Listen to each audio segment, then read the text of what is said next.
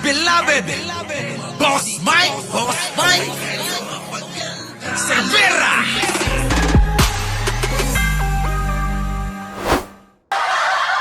Kasi si Nanay Lenny, mga kababayan, alam naman natin na yan po'y nakatunggali ni Pangulong Bongbong. Ayan o. Sa national government, bahagi ito ng programa ng administrasyon ni President Bongbong Marcos na talagang aggressive na pabahay para sa mga walang bahay. For a very long time, hindi natin nakita na ganito ka-aggressive yung national government. Kita nyo, sa matagal ng panahon, ni Nanay Lenny, hindi daw ho natin nakita na ganito ka-agresibo ang national government sa pagpapatupad at pagpapalaganap ng proyekto patungkol po sa pabahay, mga kababayan. Marcita Austria, Laka, Joker Tena. Ito, sino pang hanapin ninyo? Di ba, mga kababayan ko, mahalata naman na babae. Aminado naman ako, Kasi si Alicia Duran, Aminado ako, Catherine Galpo. Masama bang aminin yon? Pero wala tayong pinaiyak na babae. Yun ang maganda ron, di ba? Lahat masasaya. Lahat kaibigan pa natin, di ba? Ang mahirap, yung babaero ka tapos pinapaiyak mo lang, puputulan ka ng itlog nun. Yan na. As far as housing is concerned, in fact, nung nakaupo ako sa HUD-C, yung problema namin halos walang budget for housing. Pero ngayon, nakikita natin na yung budget for housing na ma-maximize talaga. Kita niyo mga kababayan, Galing kay Nanay Lenny ito. What if magkatotoo yung hinala natin na Lenny talaga, mga kababayan? Ano kaya mangyayari? Sige nga ho, mga kababayan, ay Chang, madalas ako yung pinaiiyak. Di ba? Madalas yan. Putik na yan. Elena Garcia, Boss Mike, ilan panganay mo? 6. Di ba mga kababayan, Lenny Robredo, pinupuri si Pangulo, si Sara Duterte na nakatandem. Nakatandem ni Sara Duterte yan, Sino? Si Pangulong Bongbong. Anong naasahan nyo kay Sara Duterte? Minura. Diba? Nagmura, putang ina. Wala Puro lang mura yung ginawa ni Sara, mga kababayan. Kay Pangulo, walang ginawa kundi insultuhin. Walang ginawa mga kababayan kundi siraan. Diba, mga kababayan ko? Ganun po yung ginawa ni Sara Duterte. Pero si Lenny na dating nakatunggali, ayan, napatunayan tuloy na mga kababayan, na ang Pangulong Bongbong Marcos ay talagang matuwid, mga kababayan. Ang Pangulong Bongbong Marcos ay mga kababayan, tapat sa atin, mga kababayan. Si Sara Duterte, tingin ko naman hindi naman nagsinungaling yan nun Ngayon na lang yung nagsisinungaling kasi gusto nga agawin ng kapangyarihan Pero noon, ano sinasabi ni Sara? Ayan Ang dapat maging presidente, mababait, masipag, higit sa lahat, hindi magnanakaw, hindi corrupt. Love you, BBM. I love you, BBM. Kapal ng mukha, di ba? Ngayon, ano na sinasabi? Isa pa nga, masarap to sa tenga Isa pa, Boss Mike. BBM, ang dapat maging presidente, mababait, masipag, higit sa lahat, hindi magnanakaw, hindi corrupt. Love you, BBM. I love you, BBM. Hanggang sa naging ganyan, sa security ko. Ganyan na, Kasi may kinausap na ako na tao. Sinabi ko sa kanya, kapag pinatay ako, patayin mo si BBM, kita nyo? si Lisa Carayenta, at si Martin Romales. No joke. Kita nyo mga kababayan ko, Tapos ipapapatay niya na si Pangulong Bongbong, si First Lady. Di ba? Kawawa naman si Ninong Martin. Pati si Ninong Martin, mga kababayan. Kapal ng mukha talaga, mga kababayan. Kaya alam nyo, mga kababayan ko, matuto tayong makiramdam. Yan ang lagi kong sinasabi. Kasi yung mga yan, hayop yan. Oh, Trabaho lang para sa bayan. Kaya diba? huwag magpaloko sa mga nagpapanggap na lingkod bayan pero Yan! puro paninira lang. Ayan! Dinali, mga kababayan. Dinali ni Atty. Clay. Puro paninira lang, Eka. Ang ginagawa at pilit binubulag ang Ayun. taong bayan sa katotohanan na ang gobyernong ito ay nagtatrabaho, Oh. naglilingkod at Oh. hindi nagbabakasyon lang. Correct. Kita nyo, mga kababayan, naglilingkod, hindi nagbabakasyon lang. Binubulag kayo sa katarantaduhan ni Sara Duterte, oh. po daw si Pangulong Bongbong Marcos Jr. na kung sakaling kayo po ang manalo. Di ba, baliw? Ay, nako, mga kababayan ko. So, eto na ngayon, mga kababayan. Nakaw! I-connecta natin to sa pagpuri ng Malacanang kay Nanay Lenny. Nako, mga kababayan, eto na. Pasok! Kakahanda na ang Liberal Party sa posibleng pagtakbo bilang Pangulo ni Naga City Mayor Lenny Robredo. Ito'y kahit sinabi na ni Mayor Lenny na hindi siya tatakbo sa 2028. Sa at the forefront ng bilyonary Paano ito, mga kababayan? Nako! Nako! Paano na ito, Siyempre, bata ko eh. Nako, mga kababayan, masisiraan ng bait si Sara dito. Hindi pa naman nagdideklara. Natatakbo si Nanay Lenny natin eh. Boss Mike, bakit ka nakikinanay Lenny? Bakit? Si Nanay Lenny nga, nagbago yung pananaw kay Manong Bongbong di ba? Kaya, pwede rin magbago ang isip natin, di ba? Ito na, mga kababayan pakinggan ho natin to, maganda to. Tuloy. Naghahanda na ang Liberal Party sa posibleng pagtakbo bilang Pangulo ni Naga City Mayor Lenny Robredo. Ito'y kahit sinabi na ni Mayor Lenny na hindi siya tatakbo sa 2028. Parang pag inisip nyo, parang pag inisip nyo to, naghahanda ang kanyang partido, di ba? Naghahanda yung partido niya sa pagtakbo niya. Pero si Nanay Lenny, hindi pa nga nagdideklarang tatakbo. Tapos, ikukonekta nyo, ang Malacanang, pinupuri si Nanay Lenny. Tapos, mga kababayan, ito na ngayon. Bakit ganon? Parang may something talaga, no? Kahapon, mga kababayan, kasama si First Lady. Nino? Ni Mar Rojas. Di ba? Mga kababayan, kasama ni First Lady si Mar Rojas. Alam naman natin na si Mar Rojas, di ba? Siya yung naging dahilan kaya hindi rin nanalo siya. Yung nagkaroon ng Yolanda, di ba? Sa Tacloban. Anong ginawa ni Mar Rojas, di ba? Parang ngayon mukhang okay na. Tuloy. Sa at the forefront ng Bilyonaryo News Channel, sinabi ni LP President Erin Tanyada na nakikipagsanib puwersa na rin sila sa ibang mga grupo. Nako!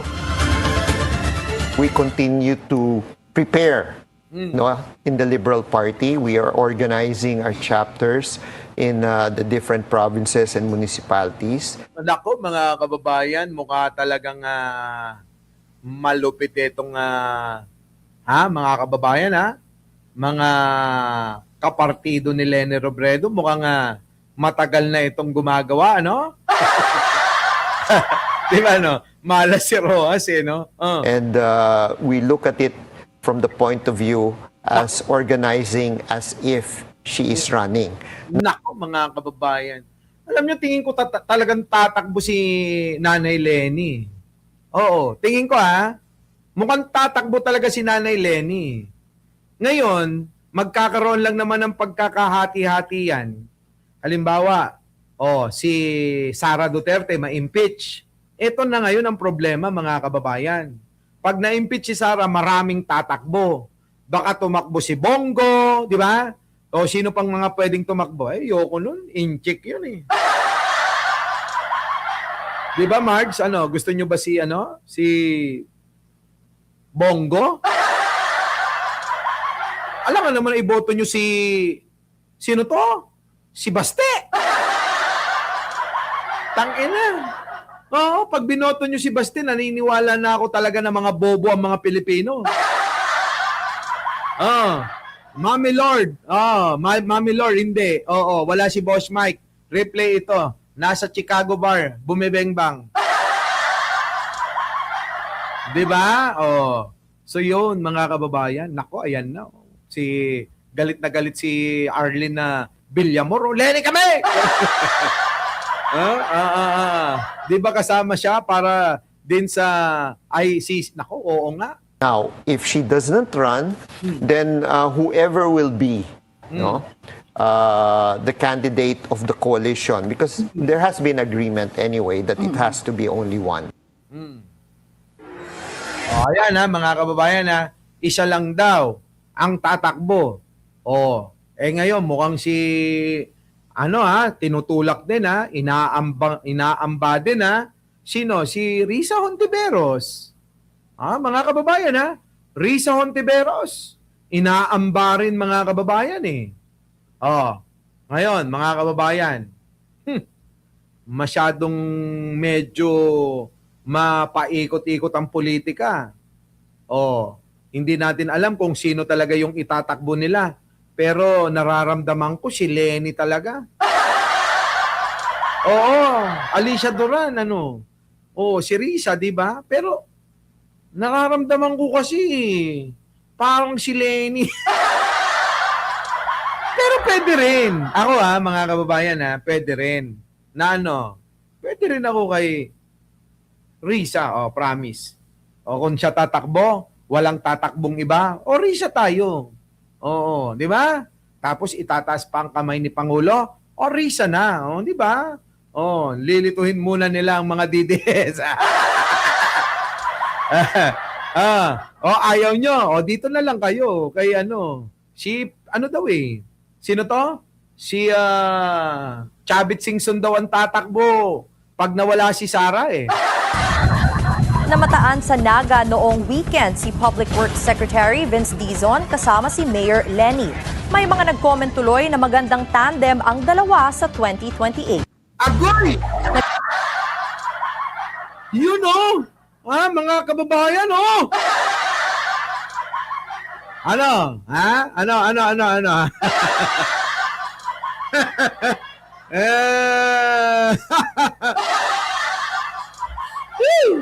Diyos ko, mga kababayan.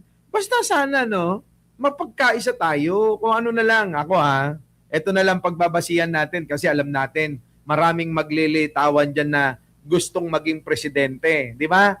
Mga kababayan, tayo, dun na lang kung sino na lang ang iaangat, itataas, na kamay ni Pangulong Bongbong, dun na lang po ako. Yun na po yun, mga kababayan. Doon na ako susuporta. Doon na ako susuporta. Gusto nyo, dito na lang kayo sumuporta. Eto, umi-epal, mga kababayan, yan, gusto nyo yan? Dito na lang kayo, kay, Tandang Chavit, tingnan, pakinggan natin kung ano sasabihin nito. Po sa inyo lahat. At, nahihirapan na si Chavit magsalita. Mukhang naghahang na yung ulo niya, Naghahang na yung utak, mga kababayan. Matagal na hong sumagot, magsalita. liwanagan lahat. Mm. Maraming salamat sa inyo na gusto akong tumakbong Vice President. Ayan, mga kababayan, Ayaw nyo ba tumakbong Vice President si Chavit? Utik na yan, senador nga, hindi ka manalo-nalo Di ba? Senador nga, hindi manalo-nalo yan. Vice President pa? Ikaw ang magbabice kay Sara? Diyos ko. Patawarin ka ng may kapal. Sigurado ako na nagsasabi, hindi ka mananalo. Yung mga nagtutulak sa'yo, na ikay tumakbo bilang Vice Presidente, galit sa'yo yan! Hindi po ako tatakbong Vice President. Yan. Buti naman, hindi daw siya tatakbong Vice President. Pero, Baka tatakbo kong senador. yan! Senador. Oh, boboto nyo ba to? Na senador, si Chavit. Oh, boto nyo! Senador! Para naman sa kahuli-hulihan na kanyang buhay sa mundo, naging senador naman. Kaya, iboto nyo! Di ba? Oh, ang maganda rin sana. Sige po, okay yun. Sige po, okay. Pabor din ako dyan eh. Oh. Alam nyo, kahit sino, wag lang si Sara Duterte. Putang inang yan. Oh, kayo, mga kababayan. Oh, pagbigyan nyo na. Oh, iboto nyo. Sa kahuli-hulihang hiningan niya sa mundo. Naging senador man lang, oh. Oh. No, di ba, mga kababayan? Oh, sino ang boboto kay Chavit Singson?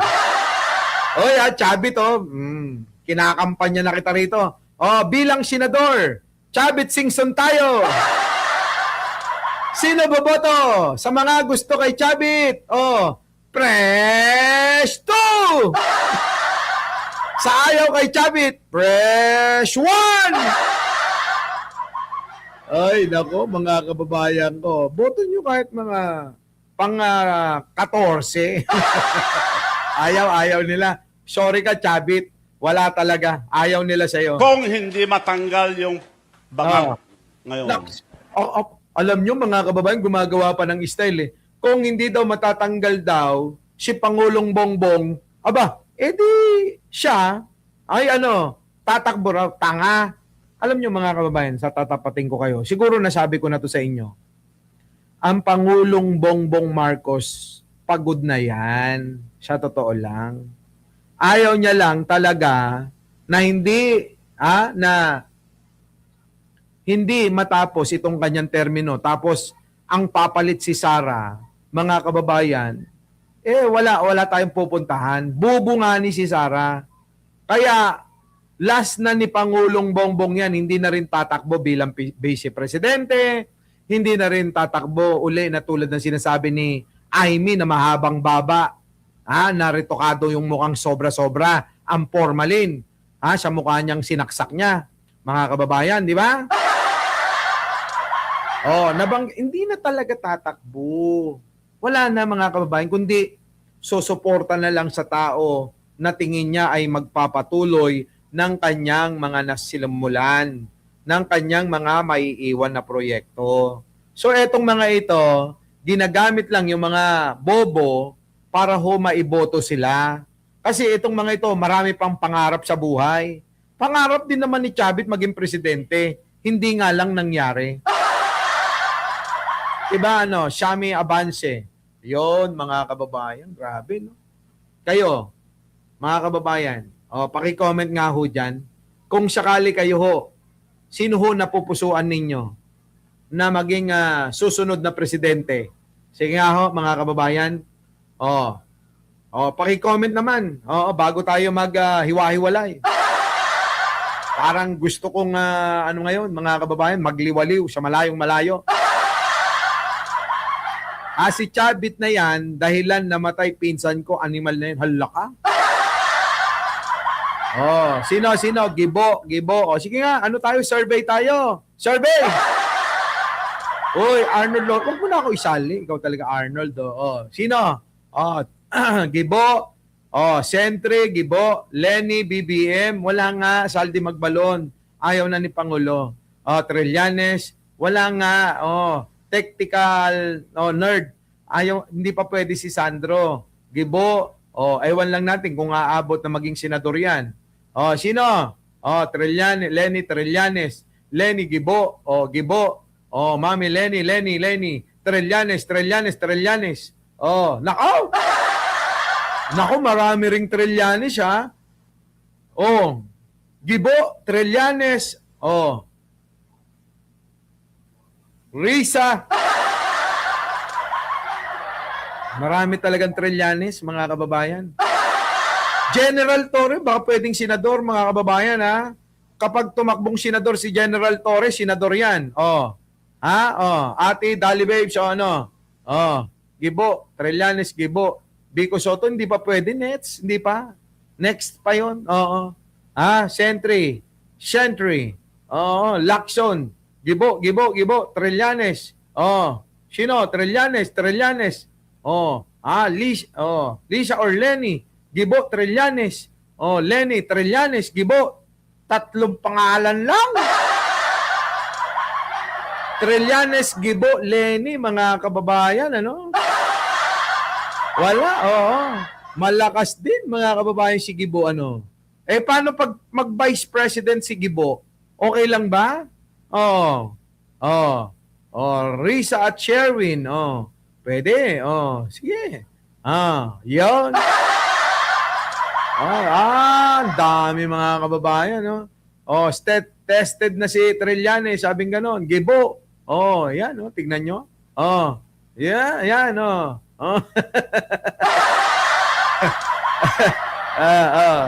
Grabe. Yan, mga kababayan, nakita nyo naman, ha? Ang boses ng bayan! Maraming salamat sa mga nag-comment po. Oo, ngayon, makikita na natin talagang, malakas ang Gibo, Trillanes, Lenny. Maraming salamat po. Our beloved Boss Mike Cervera.